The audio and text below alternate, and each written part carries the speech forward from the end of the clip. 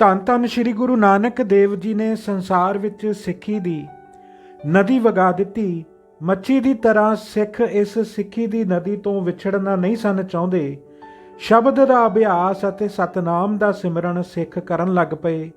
ਸਿੱਖੀ ਦਾ ਪ੍ਰੇਮ ਵੇਖਣ ਵਾਸਤੇ ਭਾਈ ਬਾਲੇ ਨੂੰ ਨਾਲ ਲੈ ਕੇ ਗੁਰੂ ਜੀ ਇੱਕ ਪਿੰਡ ਚਲੇ ਗਏ। ਉੱਥੇ ਇੱਕ ਤਰਖਾਣ ਸਿੱਖ ਰਹਿੰਦਾ ਸੀ ਜੋ ਆਏ ਗਏ ਅਤਿਥੀ ਦੀ ਬਹੁਤ ਸੇਵਾ ਕਰਦਾ ਸੀ ਅਤੇ ਜੇ ਘਰ ਨਾ ਹੋਵੇ ਤਾਂ ਦੂਸਰੇ ਘਰਾਂ ਤੋਂ ਮੰਗ ਕੇ ਪ੍ਰਸ਼ਾਦ ਪਾਣੀ ਛਕਾ ਦਿੰਦਾ ਸੀ। ਜਦ ਗੁਰੂ ਜੀ ਉਸ ਦੇ ਘਰ ਗਏ ਤਾਂ ਉਸਨੇ ਆਪਣੀ ਇਸਤਰੀ ਨੂੰ ਪ੍ਰਸ਼ਾਦ ਤਿਆਰ ਕਰਨ ਵਾਸਤੇ ਕਿਹਾ। ਇਸਤਰੀ ਨੇ ਕਿਹਾ ਜੀ ਘਰ ਵਿੱਚ ਆਟਾ ਨਹੀਂ ਹੈ। ਜਦ ਤਰਖਾਣ ਸਿੱਖ ਪਿੰਡ ਵਿੱਚੋਂ ਆਟਾ ਮੰਗਣ ਚਲਿਆ ਗਿਆ ਪਰ ਉਸ ਨੂੰ ਕਿਸੇ ਵੀ ਆਟਾ ਨਾ ਦਿੱਤਾ। ਉਸ ਨੂੰ ਬੜੀ ਚਿੰਤਾ ਲੱਗ ਗਈ ਕਿ ਇਹਨਾਂ ਨੂੰ ਭੋਜਨ ਕਿੱਥੋਂ ਛਕਾਵਾਂ।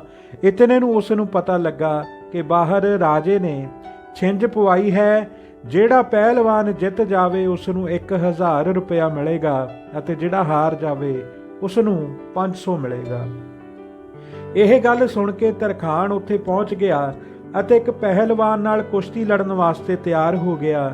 ਜਦ ਪਹਿਲਵਾਨ ਨੇ ਇਸ ਨੂੰ ਮਾੜਾ ਵੇਖ ਕੇ ਆਖਿਆ ਕਿ ਕਿਉਂ ਮਰਨ ਲੱਗਾ ਹੈ ਤਾਂ ਇਸ ਨੇ ਆਪਣੀ ਸਾਰੀ ਗੱਲ ਸੁਣਾਈ ਅਤੇ ਕਿਹਾ ਕਿ ਇਸ ਹਾਲਤ ਵਿੱਚ ਜਦ ਘਰ ਆਏ ਅਤਿਥੀ ਸੰਤ ਦੀ ਸੇਵਾ ਨਾ ਹੋ ਸਕੇ ਤਾਂ ਮਰ ਜਾਣਾ ਹੀ ਚੰਗਾ ਹੈ। ਇਹ ਗੱਲ ਸੁਣ ਕੇ ਪਹਿਲਵਾਨ ਬਹੁਤ ਖੁਸ਼ ਹੋਇਆ ਅਤੇ ਕਿਹਾ ਤੂੰ ਪਰਉਪਕਾਰ ਵਾਸਤੇ ਪ੍ਰਾਣ ਦੇਣ ਨੂੰ ਵੀ ਤਿਆਰ ਹੈ, ਤੂੰ ਧੰਨ ਹੈ।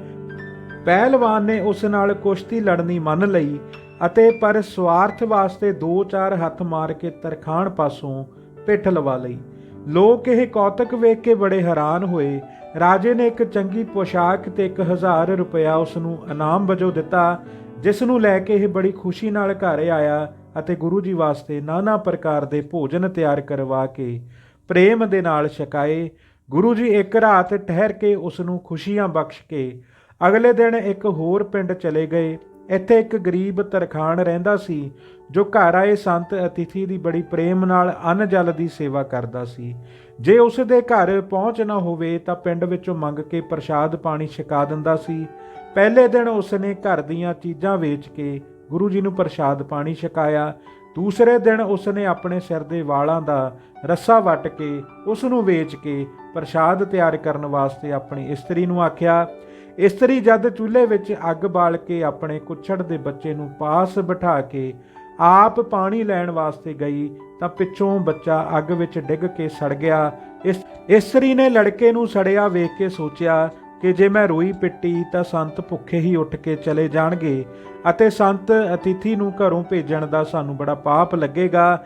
ਇਹ ਸੋਚ ਕੇ ਉਸਨੇ ਬੱਚੇ ਨੂੰ ਕੱਪੜੇ ਵਿੱਚ ਲਪੇਟ ਕੇ ਕੋਠੇ ਅੰਦਰ ਲੰਮਾ ਪਾ ਦਿੱਤਾ ਤੇ ਆਪ ਭੋਜਨ ਤਿਆਰ ਕਰਨ ਲੱਗ ਪਈ। ਬੜੇ ਪ੍ਰੇਮ ਨਾਲ ਭੋਜਨ ਤਿਆਰ ਕਰਕੇ ਉਹਨਾਂ ਨੇ ਭੋਜਨ ਗੁਰੂ ਜੀ ਅੱਗੇ ਰੱਖਿਆ ਤਾਂ ਆਪ ਜੀ ਨੇ ਕਿਹਾ ਬਾਲਕ ਨੂੰ ਬੁਲਾਓ, ਉਹ ਆਵੇਗਾ ਤਾਂ ਭੋਜਨ ਛਕਾਂਗੇ। ਅੱਗੋਂ ਜਦ ਸਿੱਖਣੀ ਚੁੱਪ ਕਰ ਰਹੀ ਤਾਂ ਗੁਰੂ ਜੀ ਨੇ ਕਿਹਾ ਕਿ ਬੱਚੇ ਦਾ ਨਾਮ ਕੀ ਰੱਖਿਆ ਹੈ। ਸਿੱਖ ਨੇ ਕਿਹਾ ਲਾਲਾ ਨਾਮ ਹੈ। ਨਾਮ ਸੁਣ ਕੇ ਗੁਰੂ ਜੀ ਨੇ ਜਦ ਆਵਾਜ਼ ਦੇ ਕੇ ਆਖਿਆ ਆਓ ਲਾਲਾ ਖਾਣਾ ਖਾਓ ਤਾਂ ਬਾਲਕ ਤਤਕਾਲ ਹੀ ਉੱਠਿਆ ਤੇ ਤੁਰ ਕੇ ਗੁਰੂ ਜੀ ਪਾਸ ਆ ਗਿਆ। ਗੁਰੂ ਜੀ ਨੂੰ ਆਪਣੇ ਹੱਥਾਂ ਨਾਲ ਉਸ ਨੂੰ ਖਾਣਾ ਖਵਾਉਂਦੇ ਵੇਖ ਕੇ ਸਿੱਖ ਸਿੱਖਣੀ ਬੜੇ ਖੁਸ਼ ਹੋਏ ਅਤੇ ਗੁਰੂ ਜੀ ਦੇ ਚਰਨਾਂ ਤੇ ਮੱਥਾ ਟੇਕਿਆ। ਦੂਸਰੇ ਦਿਨ ਫਿਰ ਘਰ ਵਿੱਚ ਅੰਨ ਨਹੀਂ ਸੀ, ਇਸ ਕਰਕੇ ਬਾਲਕ ਨੂੰ ਵੇਚਣ ਵਾਸਤੇ ਜਦ ਬਾਜ਼ਾਰ ਲੈ ਕੇ ਤੁਰੇ ਤਾਂ ਗੁਰੂ ਜੀ ਨੇ ਪੁੱਛਿਆ ਇਸ ਨੂੰ ਕਿੱਥੇ ਲੈ ਚੱਲੇ ਹੋ। ਸਿੱਖ ਨੇ ਕਿਹਾ ਮਹਾਰਾਜ ਆਪ ਅੰਤਰਯਾਮੀ ਹੋ, ਸਾਨੂੰ ਕੀ ਪੁੱਛਦੇ ਹੋ। ਗੁਰੂ ਜੀ ਨੇ ਬੱਚੇ ਨੂੰ ਬਾਹੋਂ ਫੜ ਕੇ ਆਖਿਆ ਹੇ ਲਾਲਾ ਤੇਰੇ ਮਾਤਾ ਪਿਤਾ ਤੈਨੂੰ ਬਾਜ਼ਾਰ ਜਾ ਕੇ ਵੇਚ ਦੇਣਗੇ, ਫਿਰ ਤੈਨੂੰ ਆਪਣੇ ਮਾਲਕ ਦੀ ਸੇਵਾ ਕਰਨੀ ਪਵੇਗੀ, ਚੱਕੀ ਪੀਸਣੀ ਪਵੇਗੀ ਤੇ ਪਾਣੀ ਢੋਣਾ ਪਵੇਗਾ, ਪੱਖਾ ਝੱਲਣਾ, ਪੈਰ ਧੋਣੇ, ਹੋਰ ਵੀ ਸਭ ਕੰਮ ਕਰਨੇ ਪੈਣਗੇ, ਫੇਰ ਕੀ ਕਰੇਗਾ। ਲਾਲੇ ਨੇ ਕਿਹਾ ਜੀ ਮੈਂ ਆਪਣੇ ਮਾਲਕ ਦੀ ਆਗਿਆ ਅਨੁਸਾਰ ਰਹਾਂਗਾ, ਜੋ ਹੁਕਮ ਕਰੇਗਾ ਸੋ ਮੰਨਾਂਗਾ। ਤਦ ਗੁਰੂ ਜੀ ਨੇ ਇੱਕ ਸ਼ਬਦ ਦਾ ਉਚਾਰਨ ਕੀਤਾ। ਇਹ ਸ਼ਬਦ ਵਾਹਿਗੁਰੂ ਨੂੰ ਸੰਬੋਧਨ ਕਰਕੇ ਗੁਰੂ ਜੀ ਨੇ ਆਪਣੀ ਪਰਥਾਏ ਉਸ ਲੜਕੇ ਲਾਲਾ ਵੱਲੋਂ ਉਚਾਰਨ ਕਰਕੇ ਆਖਿਆ ਹੇ ਵਾਹਿਗੁਰੂ ਅਸੀਂ ਤੇਰੇ ਮੁੱਲ ਖਰੀਦੇ ਦਾਸ ਹਾਂ, ਜੋ ਕੰਮ ਤੁਸੀਂ ਆਖੋਗੇ ਸੋਈ ਕਰਨ ਲੱਗ ਜਾਵਾਂਗੇ। ਤੂੰ ਸਦਾ ਹੀ ਦਇਆ ਕਰਨ ਵਾਲਾ ਹੈ, ਸਭ ਵਿੱਚ ਤੇਰੀ ਹੀ ਜੋਤ ਸਮਾਈ ਹੋਈ ਹੈ। ਫਿਰ ਆਪ ਜੀ ਨੇ ਕਿਰਪਾ ਦ੍ਰਿਸ਼ਟੀ ਕਰਕੇ ਉਸ ਗਰੀਬ ਸਿੱਖਾਂ ਨੂੰ 9 ਨਿਦਾਂ ਬਖਸ਼ ਦਿੱਤੀਆਂ ਤੇ ਉਸ ਨੂੰ ਹਰ ਪ੍ਰਕਾਰ ਨਿਹਾਲ ਕਰਕੇ ਉੱਥੋਂ ਚੱਲ ਕੇ ਇੱਕ ਹੋਰ ਸਿੱਖ ਦੇ ਘਰ ਦੂਸਰੇ ਪਿੰਡ ਗਏ। ਦੂਸਰੇ ਪਿੰਡ ਇੱਕ ਸਿੱਖ ਰਹਿੰਦਾ ਸੀ ਜੋ ਪਿੰਡ ਵਿੱਚ ਆਏ ਸੰਤ ਨੂੰ ਆਪਣੇ ਘਰ ਲਿਜਾ ਕੇ ਉਸ ਦੀ ਬੜੇ ਪ੍ਰੇਮ ਨਾਲ ਸੇਵਾ ਕਰਦਾ ਸੀ ਅਤੇ ਕਹਿੰਦਾ ਸੀ ਕਿ ਸਾਧੂ ਦੇ ਦਰਸ਼ਨ ਦਾ ਮਹਾਤਮ ਮੈਨੂੰ ਦੱਸੋ। ਉਸ ਦੀ ਇੱਛਾ ਪੂਰੀ ਕਰਨ ਵਾਸਤੇ ਗੁਰੂ ਜੀ ਉਸ ਦੇ ਘਰ ਚਲੇ ਗਏ। ਉਸ ਨੇ ਗੁਰੂ ਜੀ ਦੀ ਬੜੇ ਪ੍ਰੇਮ ਨਾਲ ਸੇਵਾ ਕਰਕੇ ਪੁੱਛਿਆ ਕਿ ਮੇਰੇ ਇਸ ਪ੍ਰਸ਼ਨ ਦਾ ਕਿਸੇ ਨੇ ਉੱਤਰ ਨਹੀਂ ਦਿੱਤਾ, ਆਪ ਕਿਰਪਾ ਕਰਕੇ ਦੱਸੋ ਕਿ ਸਾਧੂ ਦਰਸ਼ਨ ਕਰਨ ਦਾ ਕੀ ਮਹਾਤਮ ਹੁੰਦਾ ਹੈ। ਗੁਰੂ ਜੀ ਨੇ ਕਿਹਾ, ਤੂੰ ਵੱਡੀ ਉਜਾੜ ਵਿੱਚ ਚੱਲਿਆ ਜਾ, ਉੱਥੇ ਇੱਕ ਬ੍ਰਿਛ ਹੇਠ ਵਾਹਿਗੁਰੂ ਆ ਕੇ ਬੈਠ ਜਾਵੀਂ, ਉੱਥੇ ਤੇਰੇ ਪ੍ਰਸ਼ਨ ਦਾ ਉੱਤਰ ਤੈਨੂੰ ਮਿਲੇਗਾ। ਇਹ ਬਚਨ ਮੰਨ ਕੇ ਉਹ ਉਜਾੜ ਵਿੱਚ ਜਾ ਕੇ ਵਾਹਿਗੁਰੂ ਆ ਕੇ ਇੱਕ ਬ੍ਰਿਛ ਹੇਠਾਂ ਬੈਠ ਗਿਆ।